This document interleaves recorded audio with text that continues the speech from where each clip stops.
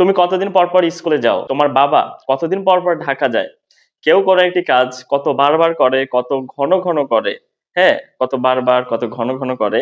এই ধরনের কথাবার্তাগুলো কিন্তু আমরা ডেইলি লাইফে অনেক বলে থাকি। তো আজকে আমরা কেউ কোনো কাজ কত বারবার করে, কত ঘন ঘন করে, এগুলো মানে প্রশ্ন করতে আমরা হাউ অফেন ব্যবহার করব এবং এগুলোই আমরা আজকের ক্লাসে শিখব।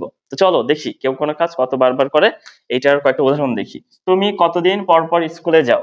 হ্যাঁ? মানে কতদিন পর পর যাও? কত ঘন ঘন স্কুলে যাও? তো এই ধরনের কথাবার্তার জন্য আমরা ব্যবহার করছি হাউ অফেন। হাউ অফেন এর পরে ডু অথবা ডাজ। এটা অবশ্যই এই যে সাবজেক্ট অনুযায়ী বলবে। হ্যাঁ? সাবজেক্ট থার্ড পারসন সিঙ্গুলার হলে, সিঙ্গুলার নাম্বার হলে আমরা ডাজ ব্যবহার করব, অন্য ক্ষেত্রে ডু। তারপরে ভার্বের প্রেজেন্ট ফর্ম বাকি অংশ। দেখো তুমি কতদিন পর পর স্কুলে যাও? মানে কত ঘন ঘন, হ্যাঁ? এটা আমরা কিন্তু জিজ্ঞাসা করছি। তাহলে প্রথমে হাউ অফেন লিখে ফেলি আমরা। How often, O F T N, how often. আচ্ছা, তুমি আছে না এখানে, তুমি, এই জন্য আমরা ডু লিখলাম, কারণ এই যে ইউ এর সাথে ডুটাই যায়। হ্যাঁ, এখানে যদি হি হতো, শি হতো, আই মিন কোন থার্ড পারসন সিঙ্গুলার নাম্বার, কোন নাম হতো, অ্যানি নেম, এই জায়গায় সাবজেক্টের জায়গায়, তাহলে আমরা কিন্তু ডাজ লিখতাম। এখানে কিন্তু তাহলে হিও নেই, শিও নেই, কোনো নামও নেই, এই জন্য আমরা ডু লিখেছি। কিন্তু এগুলো থাকলে আমরা এখানে কিন্তু ডাজ লিখতাম। তারপরে কিন্তু আমাদের ভার্ব লিখতে হবে এবং ভার্বের প্রেজেন্ট ফর্ম। তাহলে কি এখানে ভার্ব কোনটা? যাওয়া।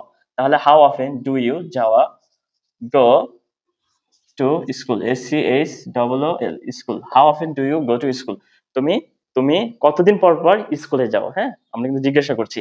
এটার উত্তরে কিন্তু হতে পারে কি, এগুলোর উত্তরে হতে পারে ডেইলি, সামটাইমস, হ্যাঁ, এভরিডে, এগুলো কিন্তু হতে পারে। হ্যাঁ, সপ্তাহে একদিন বা যাই, 2 দিন যাই, তারপরে অনেক কিছুই হতে পারে। তুমি কতদিন পর পর ব্যায়াম করো?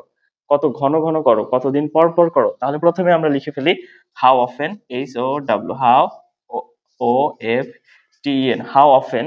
আচ্ছা, তুমি এখানেও কিন্তু ডু হবে, কারণ এই সাবজেক্ট এখানে ইউ আছে। হ্যাঁ, তাহলে how often do you exercise, EXERCISE, exercise. তুমি how often, often do you exercise? তুমি কত ঘন ঘন বা কতবার বা কতদিন পর পর ব্যায়াম করো? ঠিক আছে?